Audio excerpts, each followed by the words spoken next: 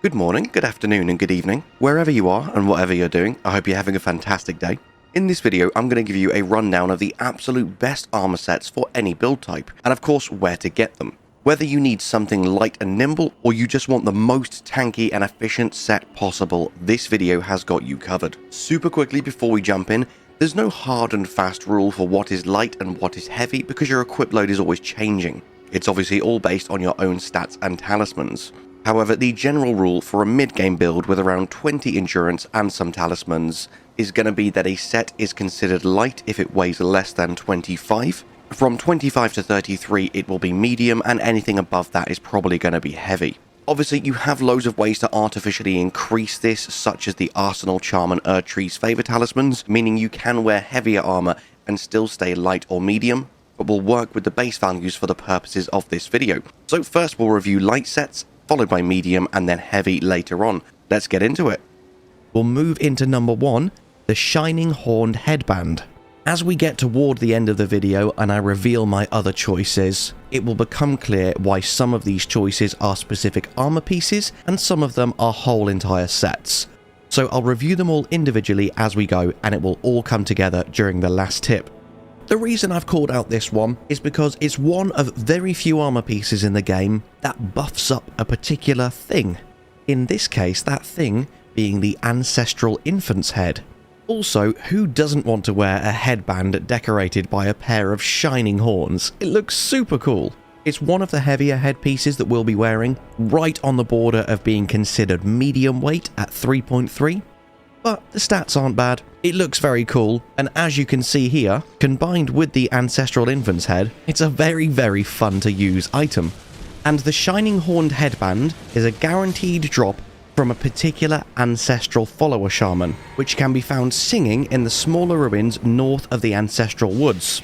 Just so you know, the Ancestral Woods is only accessible through Nokron the Eternal City, so make sure you've gone and done that first, and then you can come here and acquire this nifty headpiece. Now we'll move into my second choice, Alberic's set. This set just ticks all the boxes for me. It looks awesome, the stats really aren't that bad, and it is one of the very few armor sets that also has a nifty feature.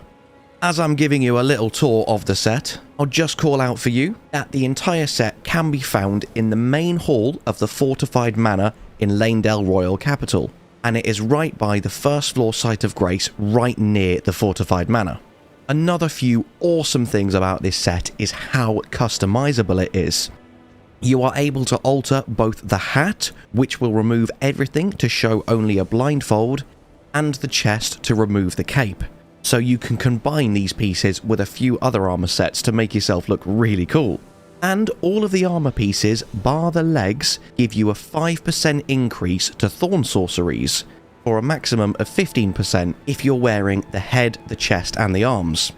And I think it's so cool that the legs are the only armor piece that don't increase the strength of Thorn Sorceries, because you can literally see it is the only piece of the set not adorned with red glintstones.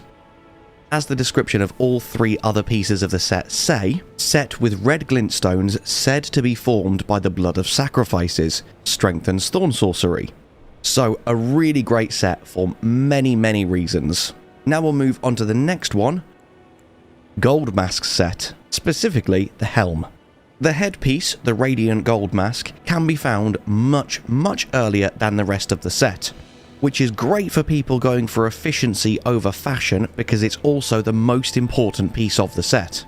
The Radiant Gold Mask itself can be found in the Altus Plateau on a section of collapsed bridge northeast of the Writhe-Blood ruins. And the reason, well, the two reasons this is so good is, firstly, you can feel like a little bit of a sunbro in Dark Souls, wearing a mask designed to resemble a blazing golden halo, but also it strengthens Golden Order incantations. So if you are going for a faith build, heavily relying on Golden Order incantations, just wearing this makes them do approximately 10% more damage. And the rest of the set is great for people who want to show a little bit more skin in their playthroughs, and is found on Gold Mask's body after completing Brother Corin's questline. And if you want to know how to do that, go and check out my Brother Corin NPC questline guide. Now we'll move into the next one, the Mushroom set. This is the lightest set on the list and also the most required. Though it is very situational, when you need it, nothing compares to the mushroom set. As the description says, to those enraptured by the scarlet rot, they are holy vestments that root one to the earth. If you are wearing this set whilst traversing poison or scarlet rot, the build-up will be significantly slower than pretty much any other set in the game, apart from a few sets that weigh 10 times as much. The immunity on this set is exactly what makes it really shine. Immunity is the resistance that offers protection against poison and rot, and the mushroom set has the highest immunity in the game. It's absolutely fantastic for traversing any swamp, particularly the Lake of Rot. It may look a bit ridiculous, and it may have quite pathetic stats in other areas, but for the specific times when you need it, nothing is better than the mushroom set. This is an absolute godsend during certain areas in the game, and it can be found in the Seethwater Cave, which is in Mount Gelmir. You can also upgrade to the mushroom crown much later on in the game. That's found in the Lake of Rot, but that weighs significantly more, so we won't cover it in full here because it's not light armor. And now we'll move on to my second last recommendation, and this is where the list gets a little bit more open-ended. And that's because the next section of the video covers all light helms that increase your stats. There are also many helmets that increase your stats that I had to exclude because they weighed way more than I thought they did, including most of the glintstone crowns, but there are still an insane amount to call out that I will do right now. The Crimson Hood gives you +1 to your Vigor, with the Navy Hood giving +1 to Mind. The Queen's Crescent Crown gives you +3 to Intelligence, with the Ruler's Mask giving +1 to Faith. You've then got the Moray Mask giving +1 to Arcane. My personal favourite, the Heimer Glintstone Crown, giving +2 to Strength and +2 to Intelligence, for a small reduction in FP, but this one is great if you're going for a Battle Mage build using something like Radahn's Greatswords. We've then got the Hiradas Glintstone Crown, which is similar but increases your endurance instead of your strength. And finally, for the light helms, we've then got the Omen Smirk Mask, which doesn't come with a debuff like the others and gives you +2 to strength. As I say, there are many more helms that offer buffs, but we will cover these in the medium and heavy categories later on in the video. And customization and the freedom to wield and wear whatever you want at any point in the game really is at the heart of this community. So I wanted to show you one of my armor sets that I've customized as a little example of how creative and awesome you can make your armor sets look in this game. So with all of the suggestions that I've given you, go mad, make the most wonderful and wild armor sets you can. And if you want to, jump in our Discord server, jump in the Elden Ring chat, and share your amazing creations with us. Or your hideous creations, that's fine too. So just quickly before we move on to the medium armor sets, if you're interested what I'm wearing here, the head and the arms are from the Traveler's set. This set is found deep underground in a side room with a large orange flower in Elphael Brace of the Halig Tree, and parts of this set are actually worn by Melina and Millicent. You've then got the Depraved Perfumer robe. This is just farmed from Depraved Perfumer enemies located around the Shaded Castle. Apparently it also has a higher drop rate from the enemy directly up the hill from the Site of Grace at the village of the Ulbanorics, but farming any of them should net you this robe eventually. And finally, we've got the Sanguine Noble Waistcloth. This entire set is dropped by the Sanguine Noble NPC invasion in the west of the mountaintops of the Giants. Now let's move on to the medium armor sets and pieces. These first two are right at the top of my list in terms of efficiency. They are the heaviest medium sets we are covering, and they are phenomenal in terms of stats. They are the Scaled set and the Royal Knight set respectively, so let's review them now. When equipping the entire set, the Scaled set weighs 1.1 more than the Royal Knight set, yet its resistances are significantly higher than the Royal Knight set, and as you can see, the damage negation stats are quite similar as well. You can also get the Scaled set far earlier on in the game, and this is looted by defeating Old Knight Istvan, which is the first of the Volcano Manor invasion targets.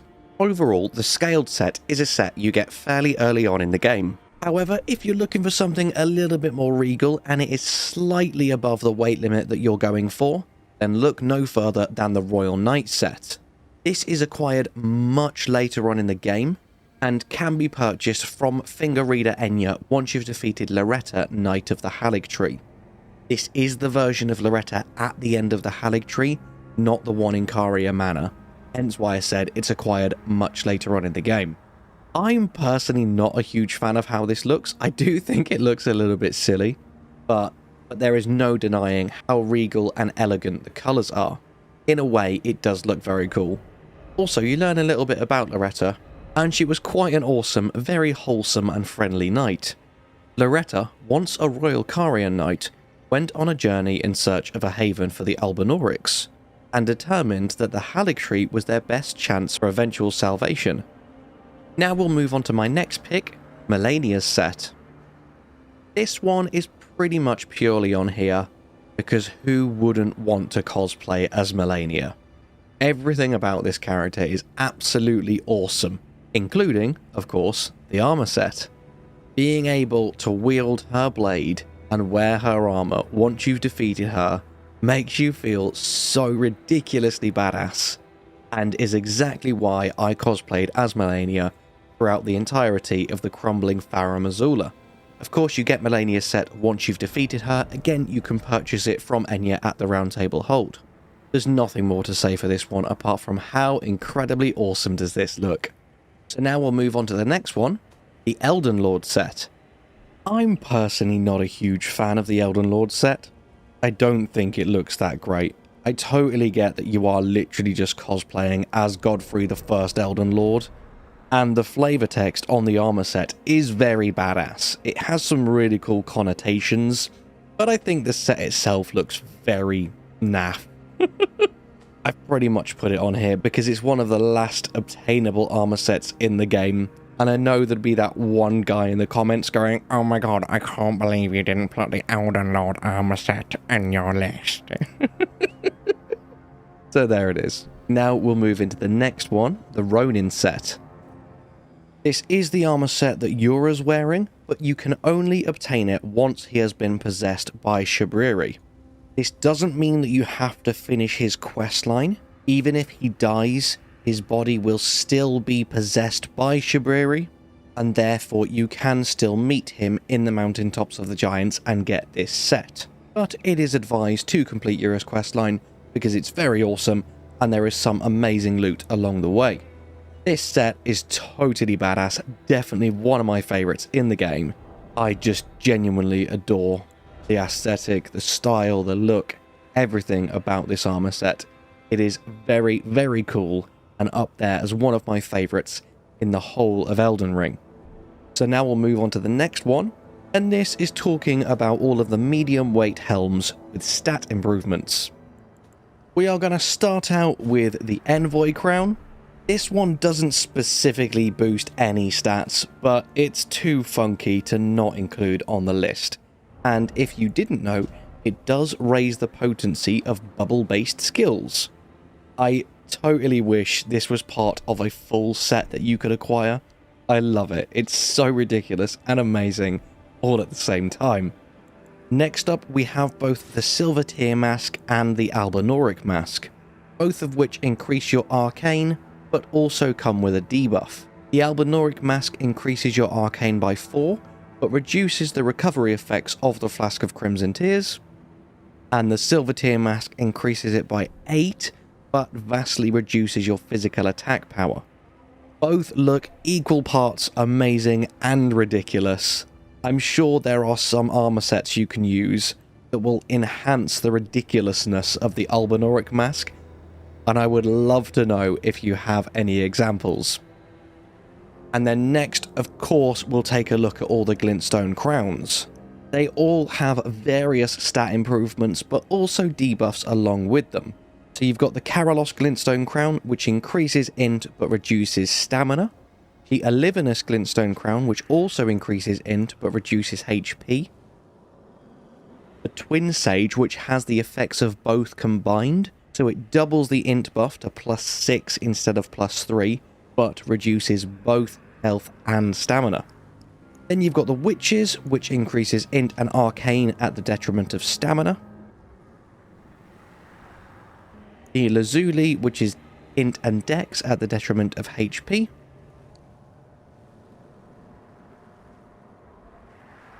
And finally, this one was reviewed as part of the light armor sets because it's the only one in the set that weighs far less than the rest, is the Heimer Glintstone Crown, which is great for battle mages. Hence why a battle mage is wearing it, and that's where it drops from. Also, an honourable mention to the Great Hood, as it makes you look like Pyramid Head. This one is very cool, and I bet with certain armor sets can look super scary. And then, of course, you've got the Scarab Helms, which are very, very awful. They all have a decent effect, but they also come with a debuff and increase the amount of damage you take because the actual defensive attributes on them are terrible. So now we'll move on to the next one, the Raging Wolf set.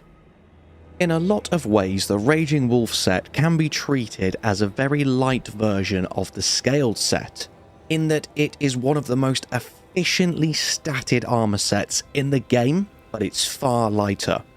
Whereas the Scaled set is right at the top of the medium armor range, this is right at the bottom and is surprisingly light. It's acquired through the Volcano Manor assassination questlines by defeating Vargrim in Lanedell Royal Capital. Overall, this is a super solid armor set. Now we'll move into my next pick, the Knights Cavalry set. This is arguably the most challenging set on this list to acquire, bar Malenia obviously, because you need to defeat the only Knights Cavalry duo boss in the game. They're in the Consecrated Snowfields and they're crazy powerful. However, to be able to adorn the armor of the Knights Cavalry, who wander the dim roads of night, and were once led by the Fell Omen and were deliverers of death, for great warriors, knights, and champions. Who wouldn't want that? They're so freaking badass. The set looks amazing, it's got solid stats, very, very awesome addition to your wardrobe. Next up, we've got a few honourable mentions before I reveal number one. As I'm showing off these few honourable mentions, I'd just like to say thank you so damn much for being here. If you're enjoying the video and you're not already subscribed, please consider subscribing, it helps out the channel so much. You've stuck around this long, so hopefully you also feel the video is worth a like. And finally, as you're already down right by the comments section, you may as well tell me what your favourite set is as well. Thank you so much for watching, and now let's move into number one. Drum roll please. It's the jar! I couldn't even get through it. It's the jar! Hear me out. Hear me out. This is the most heart-wrenching item in the game. During your fight with General Radahn, Iron Fist Alexander, the Great Warrior Jar, was shattered, and the pieces of himself that he wasn't able to put back together, he has tempered in the fires of the Volcano Manor, and fashioned into a helm for his best friend, you. As it states, this is a uniquely jar-like gesture of friendship, and it's made with pride by Iron Fist Alexander. This is genuinely the most heartfelt, loving item in the game, and it could not top this list. Now that we've covered light and medium sets, let's move into the heavy armor sets. So, without further ado, let's go straight into the first one, the Bullgoat set. This is the heaviest armor set in the game, with some of the most insanely powerful stats as well. You acquire this armor set by defeating the Great Horned Tragoth during the Volcano Manor assassination questlines. It has the most poise of any set in the game, and you are an absolute tank when you wear it. The only reason it's not higher on the list is it is so absurdly heavy that you start to slow roll when you equip practically any weapon unless you have the most insane equip load stats in the world. Also, having to defeat the Great Horned Tragoth to acquire this set is heartbreaking, because as the description says here, Tragoth is a famed knight of assistance, countless Tarnished facing adversity in the lands between have survived thanks only to the Great Horned One's aid. He is truly the epitome of jolly cooperation, and a warrior that Solaire would be proud of. So having to defeat him to acquire this set is heartbreaking because he is an absolute legend. He can also be summoned to help you with no less than 3 boss fights, being Magma Worm Makar, Star Scourge Radahn, and the Draconic Tree Sentinel. Overall, incredibly awesome NPC and an incredibly awesome armor set. Now we'll move into the second one, the Pumpkin Helm. This is practically just on here for the memes because of the fact it's a giant metal pumpkin on your head.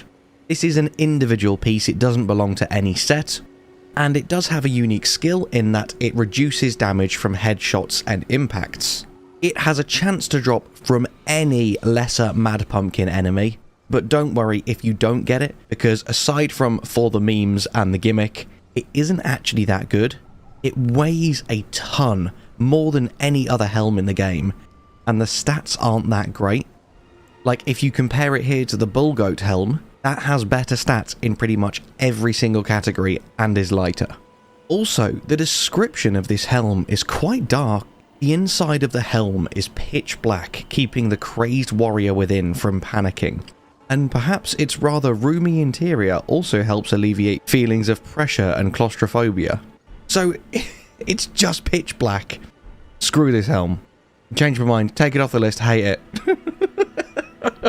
Right, on to the next one. Radahn's set. Of course Radahn's set had to be on this list.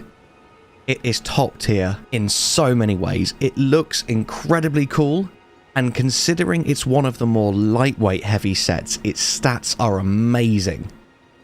The stat value to weight ratio is one of the best in the game, even better than the Bullgoat set, and only matched by one more set coming up later on in this video.